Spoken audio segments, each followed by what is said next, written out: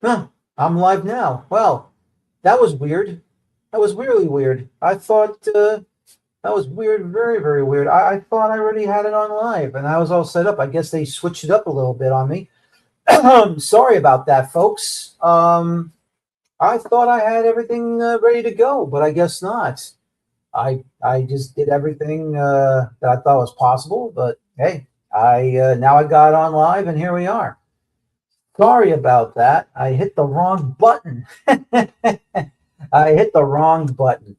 But well, sometimes this happens on a live show. You think you've got everything taken care of, and all of a sudden you don't. So sorry about that, folks. But anyway, I'm here once again. My name is Daniel Feuerstein. This is the 720th edition of the Feuerstein's Fire American Soccer Show. You can get your daily reading from me and other writers over at Beyond the 90, at beyond90.substack.com. And of course, locally over for New York Soccer at baddogsports.com. Once again, here on YouTube, come on in. The chat room is open. Discuss amongst yourselves if you like. You have a question for me, I'll try to answer the best of my abilities. And don't forget to subscribe for your daily American soccer content. So subscribe right here for that and get ready to go. So now here we are. And what I wanted to talk about today, and of course, everyone saw this last week. And for myself, it was really strange and it was really, it was really strange to see this whole report coming out about what happened with Jesse Marsch and U.S. Soccer. And, obviously, why are we going back and revisiting all this? It's important to know why we are revisiting this, because at the time, we all thought that they were moving on from Greg Berhalter, U.S. Soccer. We all thought they were moving on from him, and we all thought that, they're going to bring in someone new. And selecting Jesse Marsch at the time was an excellent candidate to replace Greg Berhalter. So what happened after that? Well, we already know what the story is and why it happened. They originally gave him the job, and then all of a sudden, somewhere internally, said, we don't want Jesse, we're going to stick with Greg. After all, the investigation to what he did in college was already taken care of, and, they were satisfied that, they can bring him back if they wanted to, and all that fun stuff. And so when you get to that point where all of a sudden Jesse has now been told, we're going to backtrack and we're going to keep Greg, to me, that was the coward's way out of hiring Jesse. And look at what's going on up in Canada right now under Jesse Marsch. I can definitely tell you what's going on in Canada is simply this, is Jesse is doing the job he's supposed to be doing for us. He's doing it for Canada. He's basically improved them. Now, results-wise, he's done a good job. And, I wish he was here. Now, don't get me wrong. I'm happy we have Mauricio Pochettino. Because as great as Jesse is, and I respect Jesse, I enjoy Jesse, I love his honesty, I love how he commands the room with the media.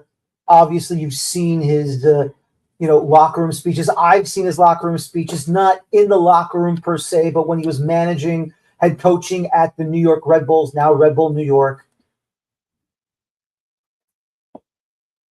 That's the type of head coach you want for your national team.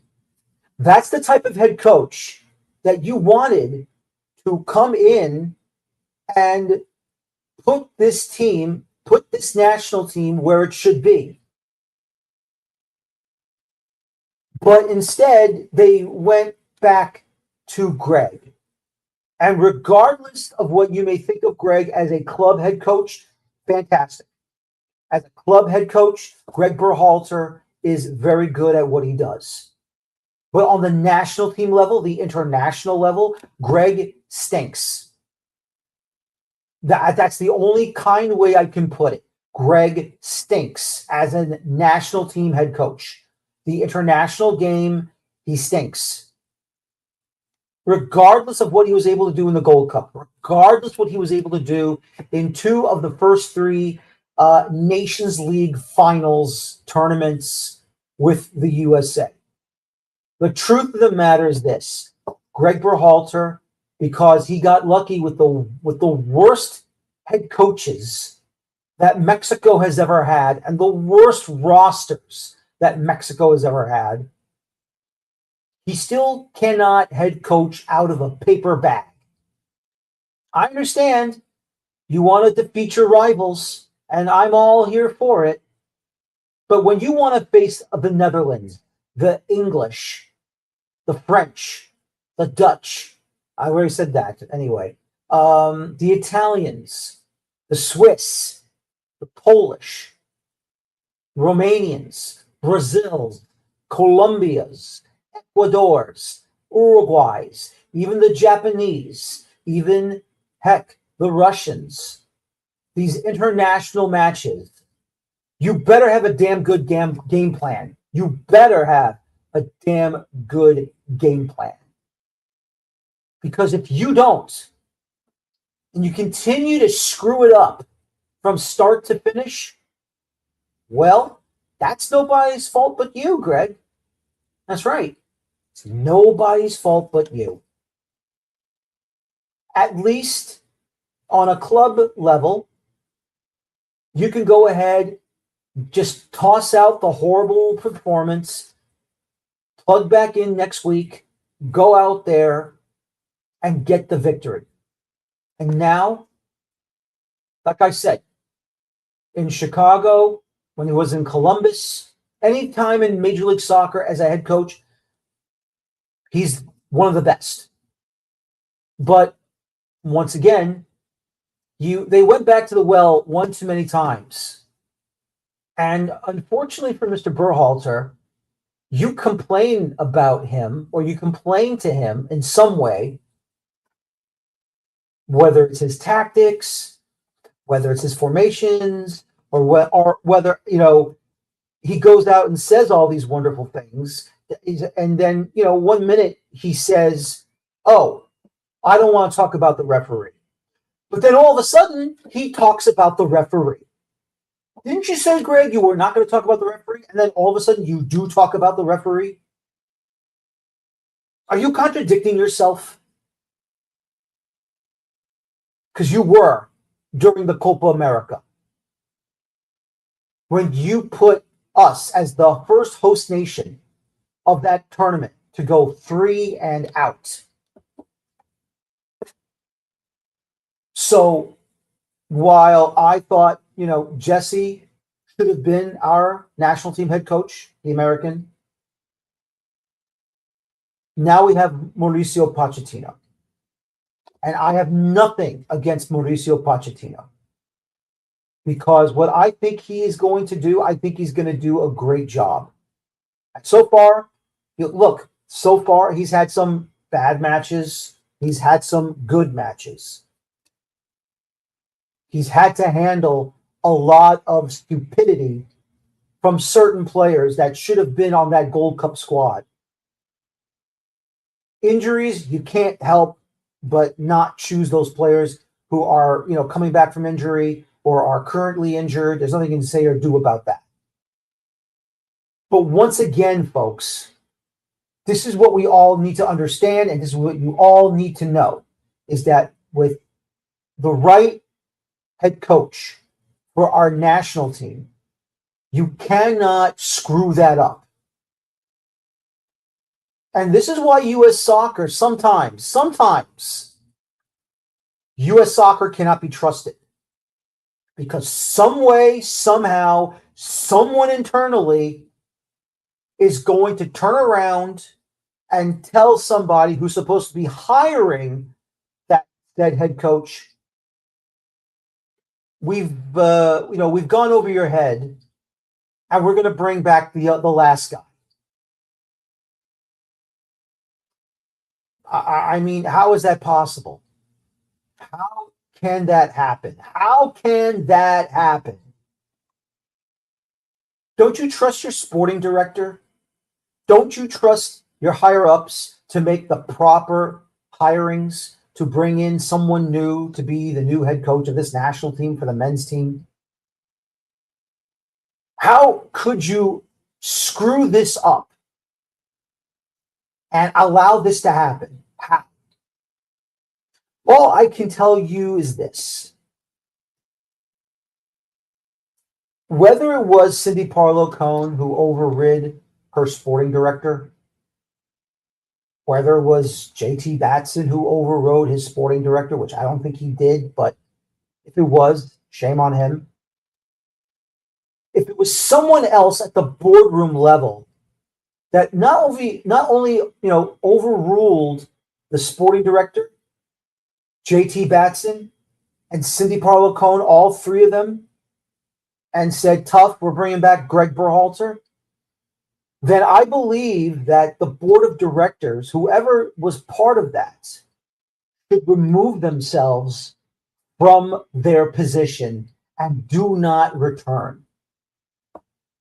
Because if that was somebody on the board of directors outside of the president of U.S. Soccer, the general secretary of U.S. Soccer, the sporting director of U.S. Soccer, you overrid those three people, go, leave, get out. We don't need you anymore. Because what you did, you wasted 2.5 years in this cycle of what should have been a better performance in the Copa America. Because you should have known with no World Cup qualifiers for the U.S. men's national team, every single international window is precious to evaluate the players, to be on this national team, to go to the World Cup and have a stellar performance and to go as deep as possible, because you have to understand, for that member of the board of directors, it's no longer 7 rounds, 3 in the group stage, round of 16, quarterfinal, semifinal, final. Now there's a round of 32, so that's 8. One step more than before. 48 teams. It's going to be harder to go to the final. Much harder. You did no one any favors. None of the players, none of the fans, no one in the country who supports our national team. It was reckless. It was foolish. It was disgusting. This cannot happen, should never happen again. And whoever is still on that board of directors, whoever it was, if they're still there, they better be told right away, you do not have the power to bring back any head coach that you felt. Never, never do that again. Never. Remain in your lane. Do not get out of it. Do not get out of your lane. Stay away from that type of business. If you, as a member of the board of directors, could not see what the media saw, what the fans saw, then all I have to say is you're blind as a bat. Blind as a bat and disgusting. You cannot do that. I cannot stand it if that's going to happen again. Listen, if Pochettino does stay after the World Cup, great. I trust him more than I would have trusted Berhalter. But if he does decide to move back into the club coaching career, back into Europe, maybe go to South America, I don't.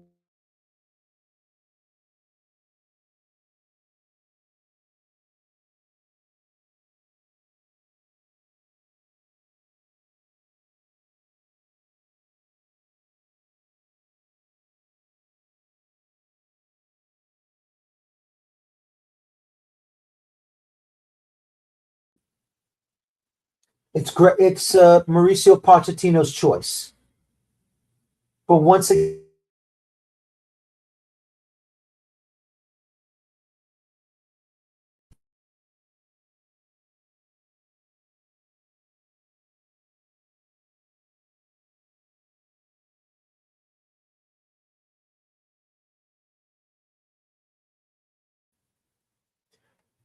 now the is now the question is who is going to make the who's going to come back, or who are you going to select to take over for Mauricio Pochettino if he does decide to get up and go? Obviously, there's BJ Callahan. Jesse's staying in Canada. You can't bring him back. I don't know who's available internationally or domestically outside of BJ Callahan, but at the same time, BJ Callahan is probably not going to come back to U.S. soccer. He's going to remain at Nashville for a good couple of years. He's not ready to come back and take over. He still has maybe a couple more years left in him to be in Nashville before he even takes the reins. And this is where we need common sense in the room, and this is where we need the adults in the room. But as always, we don't have any adults in U.S. soccer. We don't. And that's the shame of it.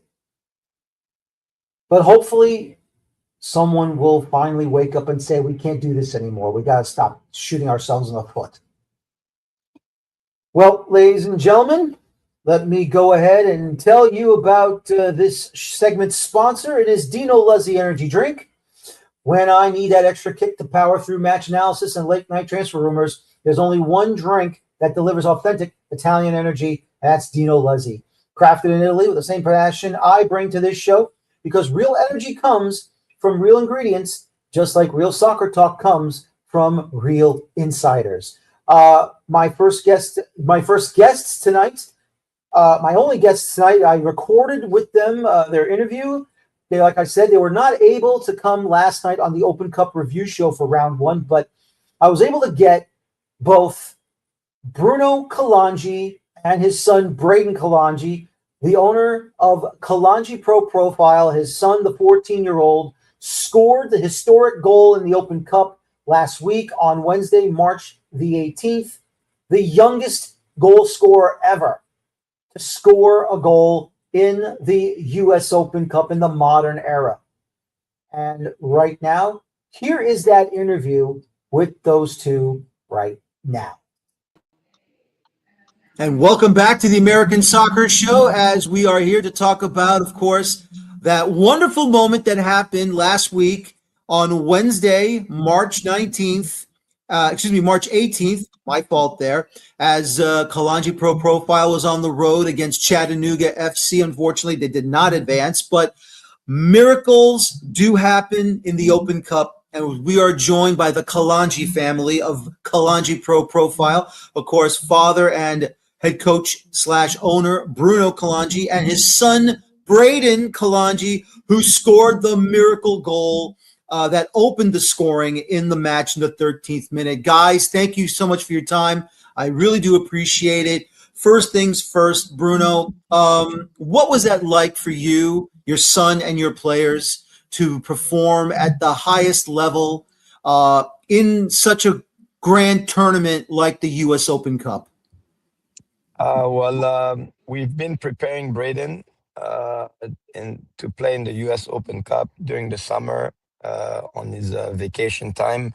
the UPSL, our UPSL team, the Pro Profile, had advanced in the playoff and also played the regional games all the way to the final. And we introduced Braiden in those last few games in the playoff, in which we won the Georgia playoff for the UPSL. And then we advanced to the all the way to the final of the regional, which we won majority of those games with Braiden playing on the field. So we introduced him there in the game with the adult to see how he will adapt. And then he did pretty well. So in preparation for the US Open Cup, he was training with the older guys with the Pro Profile daily. And the entire team felt that he was ready. So in which he showed by the way he played. I know everybody's very impressed with his goal, but I continue to say you should watch the way he played. I think he performed well as a 14-year-old under the pressure, under the fans, and playing a team that is a professional team with players that get paid to play. So. And Braiden, what was it like for you to face a club like Chattanooga FC? Basically, professionals, players probably a little bit older than you, maybe a lot more older than you. What was that atmosphere like to be at Finley Stadium in Chattanooga, Tennessee? It was a very great experience, but I'm also used to playing against professional players because we have some ex-pro players on our team, Tony Tiente and Kareem, and they helped me a lot in training, and they showed me like the level. So I was used to it. That's great. No, that's great. That's wonderful.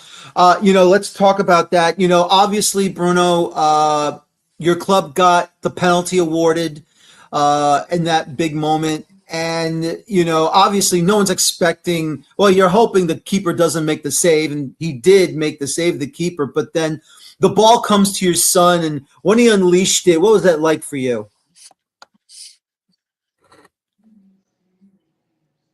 For me or for Braiden? Is that question for you first? I want to. Yeah. We'll get to him in a minute, but I want to know from your point of view, from a father's point of view. Everything happened so quickly, as the ball that was released by the keeper. Braiden was in position and struck the ball in the upper 90 and scored a goal. So things happened very quickly. But again, like I say, it's expected, right? Because Braiden's played a number of games. He had the opportunity to score a few goals as well in the games that he played before. And it's something that we when you have a player playing attacking midfield, you expect him to score a goal, right? So, but then it was impressive because again he had the courage to take the shot and score that goal in that moment. Everything happened so fast. By the time you realize it's really Braiden who scored, he's there celebrating, and things are moving forward. We're focusing on how can we capitalize and keep the score low the entire half so that we can win the game. We knew that we're playing against a professional team, and the likelihood of them coming back, it was evident, right? So we need to maintain and keep them as long as we could with that score. So, but it was an exciting moment to know that the youngest player scored a goal and put us in the lead against a professional team. So yes, exactly. And Braiden, I'm going to play the clip so you can watch and you can discuss to the audience, what you were thinking at that time. And here it comes right now. Please just describe to us, what was going on, and go.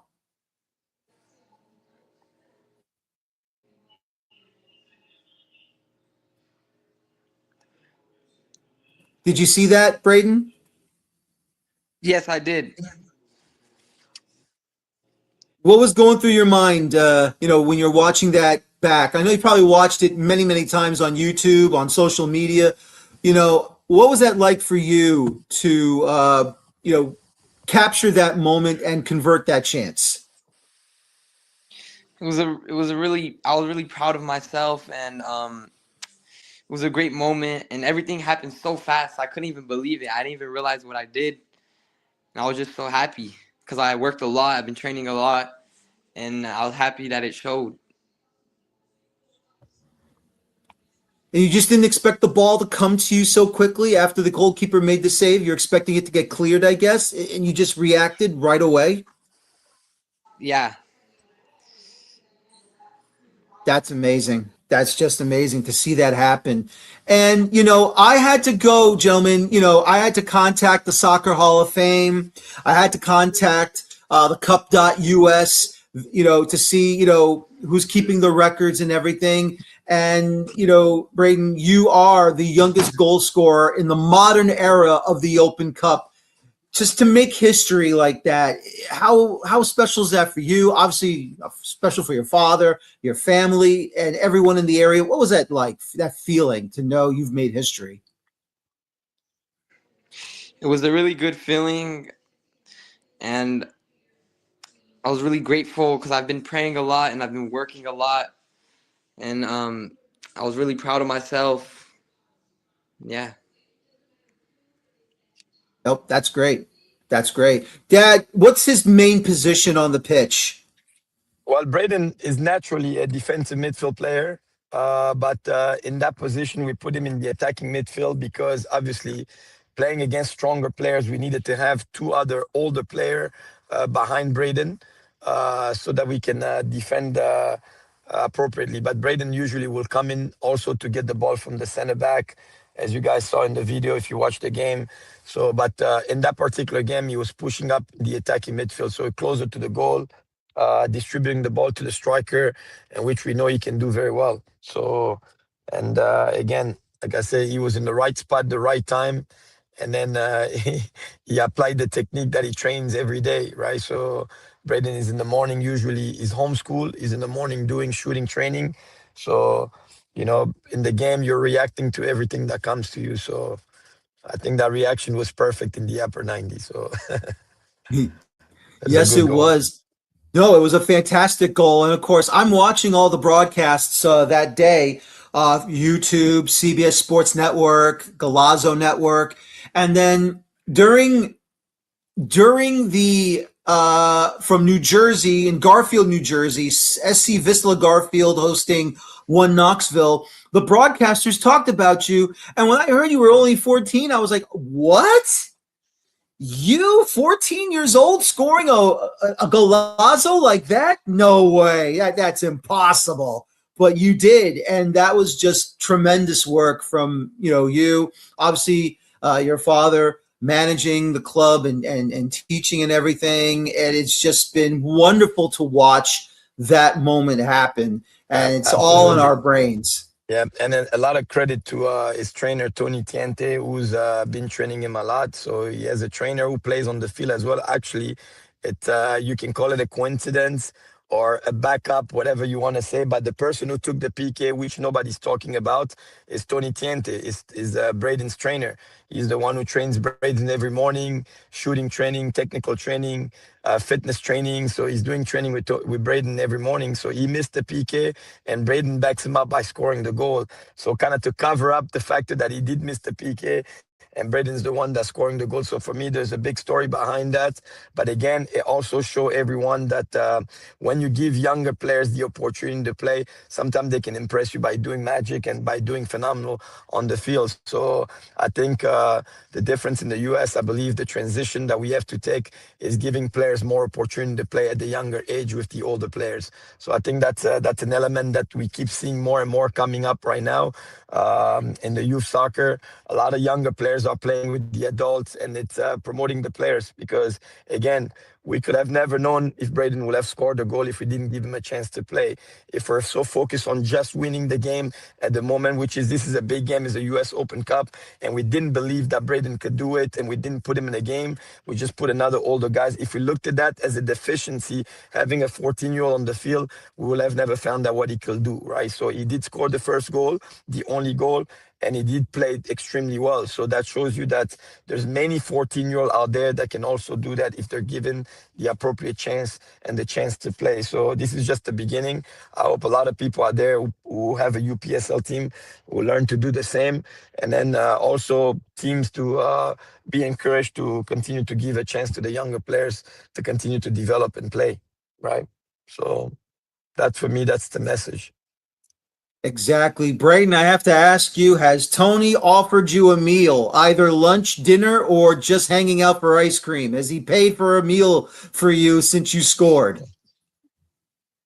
Yes, he has. He has. That's a trainer, boy. That's a trainer for you. Tony, you missed the penalty, but hey, you did the right thing. You bought your teammate a meal and the kid you trained a meal. Good for you, sir. Good for you. After what did he say in the locker room at halftime? Hey, if I didn't make that miss, you wouldn't have your moment. Did he ever say that? Yeah. That's what he said. Yeah. That's great. Oh my God, that's great. Yeah, tell Tony I thank him too. Hey Tony, you missed the penalty. Thanks a lot. You helped out Thanks a lot. Braiden. That's Exactly. yeah. And that's what a trainer does, right? He wants the person that he trained to become better than him. Essentially, that's exactly what Tony did. He missed the PK and Braden scored. So a good story behind it. Like I said, there's nothing that happened for by coincidence in my belief. I believe that it's all connected. So. And it was easy enough. Tony usually don't miss PK. Tony Tiente played for Atlanta United. He was a captain at Atlanta United, played for Atlanta United too. He also played in the USL Championship when Atlanta United was playing in the USL Championship, and then move on into MLS Next Pro as a captain. So he took a lot of PK and he scores a lot of PKs. Very detailed on PKs. He's a very technical player, but it happened all for a reason, right? So here now we have Braiden. People believe that he can compete at that level, and he holds a record. So. Braiden, he disappeared a little bit from the camera. Hopefully he'll come back. I know he's probably still Yeah. there. Braiden, Yeah. I know you can hear me. I'm back. Okay, great. Braiden, if I can ask you, obviously you're in the United Premier Soccer League as well. Just talk about how difficult that league can be, and the amount of talent that you guys have to face each and every week during the spring and or fall season. Yeah, it's very difficult. There's a lot of talent. There's a lot of great players in the league, and yeah, it's a very competitive league, and I've gained a lot of experience playing in the league. This is my second season in UPSL, and yeah, it's going good. That's great to hear. That's great to hear, obviously. So, Dad, obviously the spring season is about to start very soon, I believe, in the UPSL. And if your side has a great year and you win the spring season, you go automatically back to the Open Cup. But if you don't, will you re-register for qualification later this fall and winter? Yeah, we always play in the US Open Cup every year. This was a big year that we focus in advancing. I think our team should be advancing every year in the cup as we stay a bit more focused and more people start understanding the importance of the US Open Cup. So I think a lot of the players are engaged, they're focused, and they definitely want to do it, right? So this is big. It's big. It's a cup that really give you the opportunity to compete at the highest platform in the US. So it's important.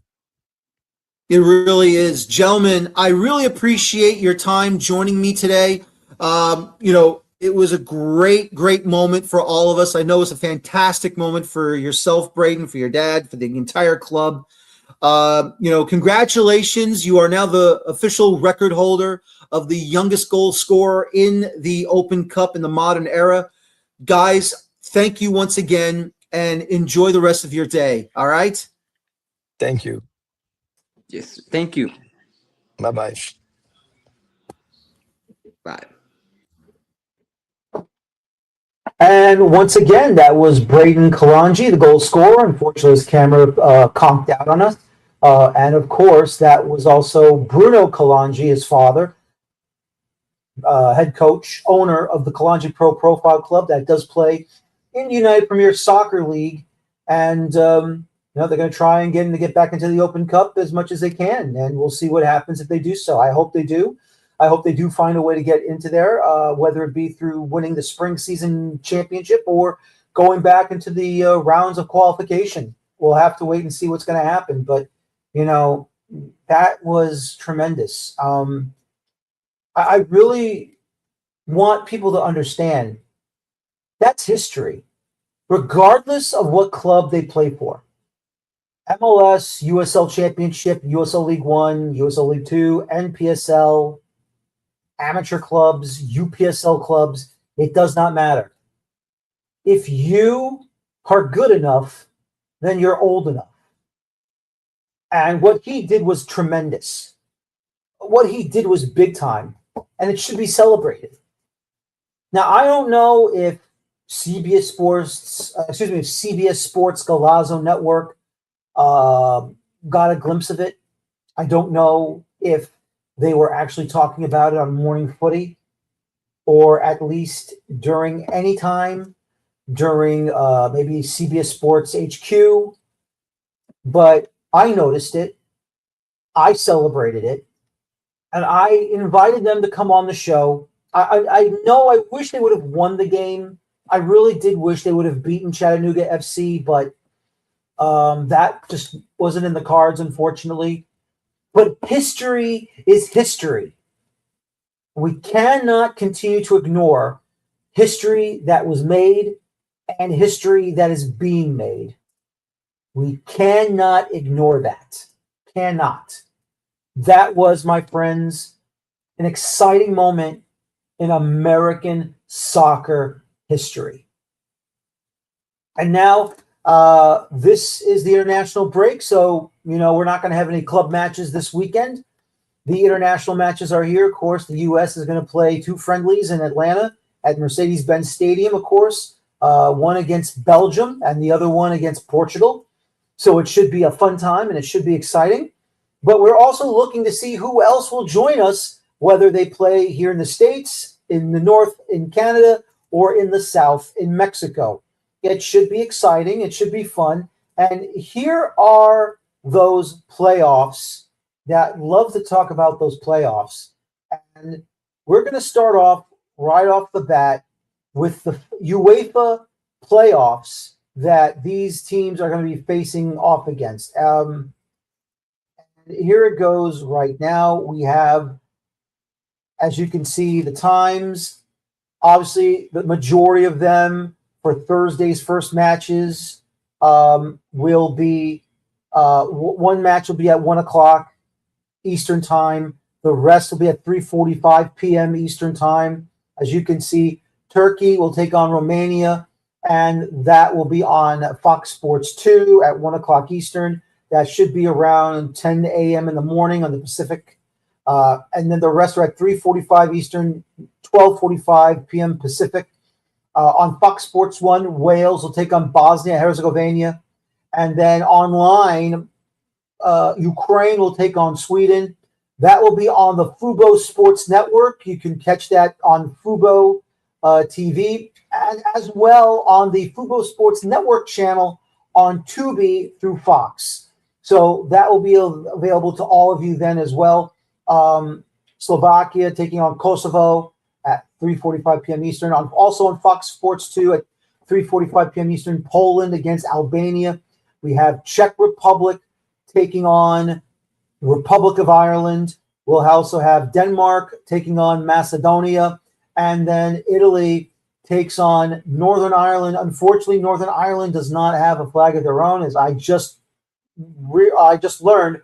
Unless there is a flag that's out there that I did not see, that I'm not aware of, you could always tell me that I made a mistake. It's fine. I'm not going to be upset. But Italy taking on Northern Ireland. We'll be using the Union Jack flag here for that one, just like the little countries in the Caribbean islands that are under French law. They usually use the French flag. So yeah, what are you going to do? That's what they do. That will be on NBC's Peacock at 3:45 p.m. Eastern time as well. So we got some big time matches, of course, to watch. And don't forget, the winners in their respective groups will be advancing to the next round to face each other. And as I go into the scores here, I can see it here. You can't, unfortunately, but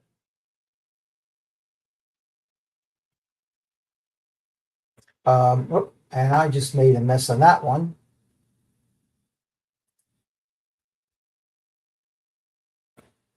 And here we go. Yep. Thursday, March 26th. There we go. So Group C, or shall we say, let's do this one. Path A, Wales, Bosnia Herzegovina winner will take on the winner of Italy and or Northern Ireland. And then in Path B, Ukraine, Sweden winner will take on Poland, Albania winner. Group C, the Turkey, Romania winner will take on the Slovakia, Kosovo winner. And then in Group D, Path D, I should say. Denmark, the winner of Denmark versus North Macedonia will take on the winner of either Czechia or the Republic of Ireland. And then on Tuesday, March 31st, whoever will be facing each other in that day, though the winners will advance officially to the FIFA World Cup. And that, I can't wait for that to happen. And we'll see where that goes moving on. Now, in the, get back to where I need to be. There we go. Now, to discuss the Intercontinental playoffs, here we go. This is going to be exciting and fun. This involves CONCACAF, CONMEBOL, Asia, Africa, and Oceania, obviously. So here it is right now. As you know, all these games, once again, Thursday, March the 26th. It will be played in Mexico, both matches. Bolivia will be taking on Suriname, and that will be at 6 o'clock Eastern Time, 5 o'clock Central. On both games will be on Fox Sports 1, FS1. Bolivia versus Suriname. The winner will face Iraq on March 31st, on Tuesday. We don't have a time yet for that one. We'll wait and see what happens. We'll get to that when we are able to do so. And then on the next match will be at 11 o'clock Eastern, 10 o'clock Central, and that will be New Caledonia taking on Jamaica, also on Fox Sports 1. The winner will face Congo DR, also on March 31st, 2026. This matchup here between Bolivia and Suriname, that will be played in Monterrey. And the other match, New Caledonia versus Jamaica, that will be played in Guadalajara. And then, of course, the winners over in Monterrey between either Bolivia or Suriname will face Iraq in Monterrey. And, of course, the winner of New Caledonia versus Jamaica will be playing Congo DR, and that will be in Guadalajara. So there you have it. Just what you wanted, just what you're going to see. You know, what do I think? Well, you know, the one, and I'll go back to the other one, the Turkey versus Romania match, and then, of course, the Slovakia versus Kosovo match.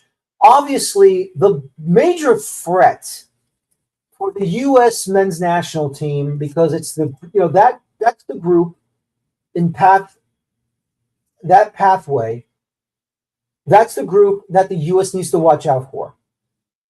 Because I believe that if Turkey advances through both rounds in the playoffs, I think that's a difficult match for the U.S. Romania, I think somewhat difficult, but you never know. Slovakia can be difficult. Kosovo, I've never seen Kosovo play, so for me, that's a question mark. But for the USA, if Kosovo does pull off the miracle and they advance all the way to the World Cup, then, you know, the U.S. has got to play it carefully. Now, obviously, that's the third game in the group stage because they're going to be playing Australia, and I'm already drawing a blank who they're going to be facing already. Hang on, I have my my draw sheet from the World Cup. Paraguay and Austria. Paraguay will be difficult, but, you know, I don't think they're not beatable. Australia, look, I'm not doubting Australia. They always play it hard. They always play it tough. They play with like a workman's attitude. You know, you cannot take Australia for granted. I know many people are saying, great draw. It's only a great draw if you take care of business and you do not assume it's a cakewalk. This is the World Cup. Go out there, perform at your best. Do not assume it's a victory, an easy victory. Go out there and do your best. So UEFA Playoff C, once again, the winners of Turkey, Romania, and or Slovakia and or Kosovo will be in Group D with the US, with Paraguay, with Australia, and that's going to be interesting to see who's going to come out of that one. Have your eyes peeled on those games, and we'll see what happens. Now, as we go back to the other one, obviously, look, if you are in the Confederation of CONCACAF, you want to root for both Suriname and Jamaica because you want to see at least 7 and or 8 national teams representing this region in the World Cup. I think, honestly, Jamaica will destroy New Caledonia. It all depends on how they face off against Congo DR. With Suriname, yes, there are in CONCACAF, but Suriname is actually connected to the continent of South America. And you find it weird and strange how Suriname is not, part of CONMEBOL. But look, this is what happens sometimes. Either it's a political issue, or it's just that they didn't want to invite them anyway. And so Suriname says, can we join you, CONCACAF? Sure, we'll take you in. There are other countries that are part of South America that are also part of CONCACAF. I think it's also French Guyana. And one more country, I forget what it is. I have to go back to my map. Pardon me. I have to go back to my maps to make sure I know the other country that's a part of South America. But obviously, I know it's French Guyana. I know it's Suriname. That's a Dutch nation, obviously, Suriname. And could you imagine, besides the Netherlands qualifying, besides Curacao qualifying, could you imagine if the Dutch have 3 countries that are a part of their dominion, their kingdom, that they are a part of the World Cup? I mean, honestly, Suriname should have qualified directly out of Group A, but it didn't happen. They had a mess up in their final group stage match, and if it wasn't for that own goal by Guatemala, Suriname would have been out of everything. Not just out of qualifying for the World Cup, but out of this intercontinental playoff situation. So right there and then, you got to say Suriname is lucky that Guatemala shot themselves in the foot.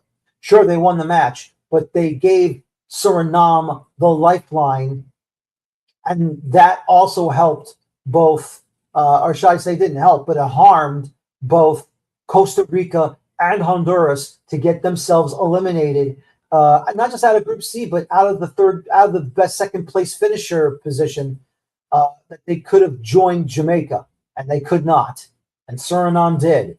And that was amazing. And that was exciting. And you really hope that we're going to get ourselves some great World Cup qualifying matches in the Intercontinental playoffs and some great UEFA playoffs as well to get to that World Cup. So we'll see what happens moving on forward. Now it's time to review the last match for the New York Red Bulls before they moved on into the international break. They headed down to Charlotte, North Carolina, to take on Charlotte FC at the Bank of America Stadium. And unfortunately for the Red Bulls, it was a 6-1 destruction by Charlotte FC before we even get to the goals and everything else. And I just want to go and say this. First of all, off to a great start. They started 2-0. Obviously, they woke up in their match against Montreal, and they got handled pretty good. They did survive Toronto. They stole a point. They had 7-4. Now it's 7 points in 5. And in this match, they got completely destroyed. I want everyone to understand, if you're a Red Bull supporter, you need to understand this, and you have to understand when you watched pregame and postgame, when Gary Redmond and I were on his New York Red Bulls discussion group, pregame and postgame shows, we all said to you, don't assume you're going to the playoffs right away. What we saw in Orlando, what we saw against New England was fantastic. expect these types of matches to happen against the Red Bulls. It's still a young squad. They still have to handle themselves. And obviously, seeing how they played, great first half, and then all of a sudden, I don't know what happened. They switched off in the second half. But look, these kids are the future of the club. Go and support them and show them your love because they're going to need it for this entire season.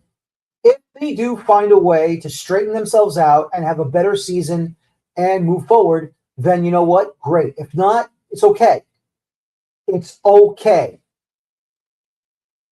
Move on, get ready for the next match, and let's hope that everything goes well for them and everything will be right as rain. But until then, the Red Bulls right now, they're going through the youth movement, and hopefully their next match after their national break will be at home against FC Cincinnati, and they will hopefully right the ship there and be ready to take them on and have a better match. That's all you're asking for.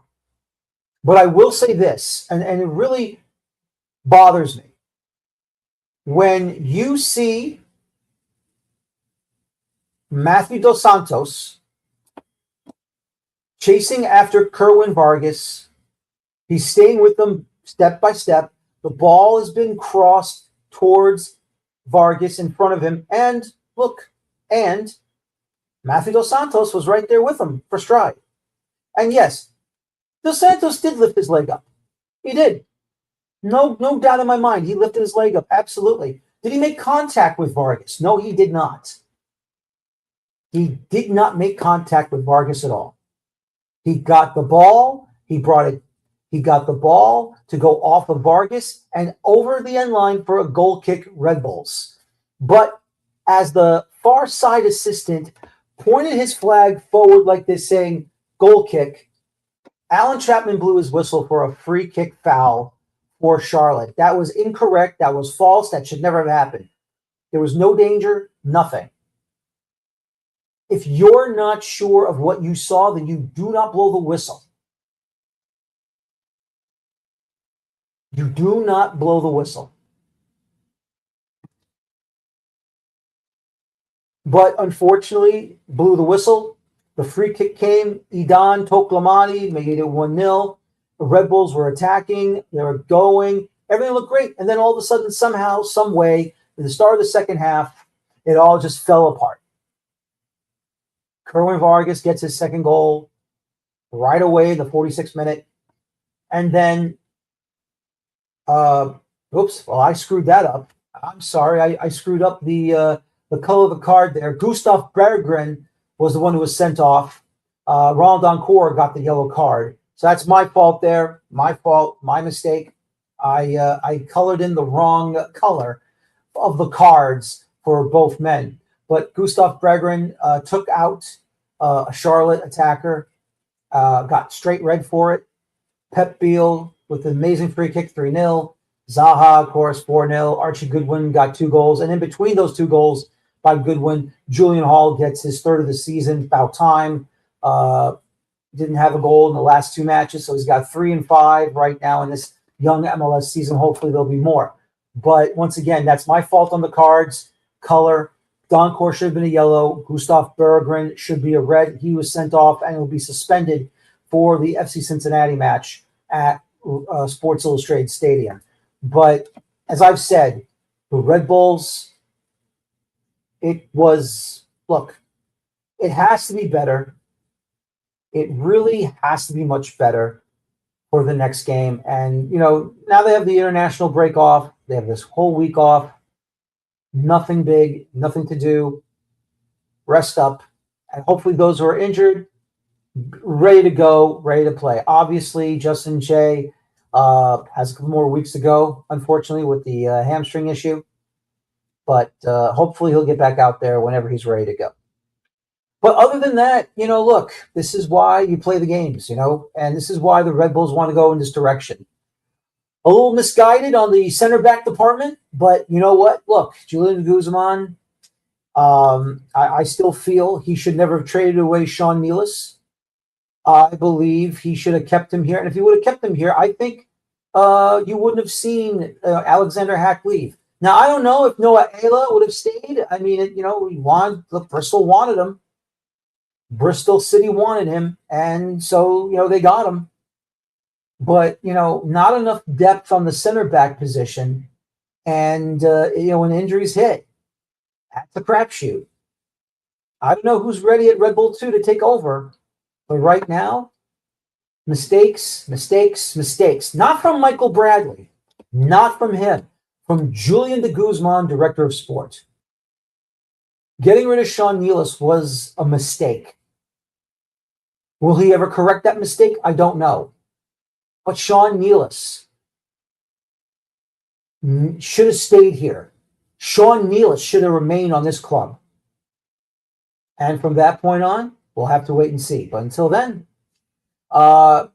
look, it's international break week. Take it easy, sit back, relax, and enjoy the international matches anywhere and everywhere.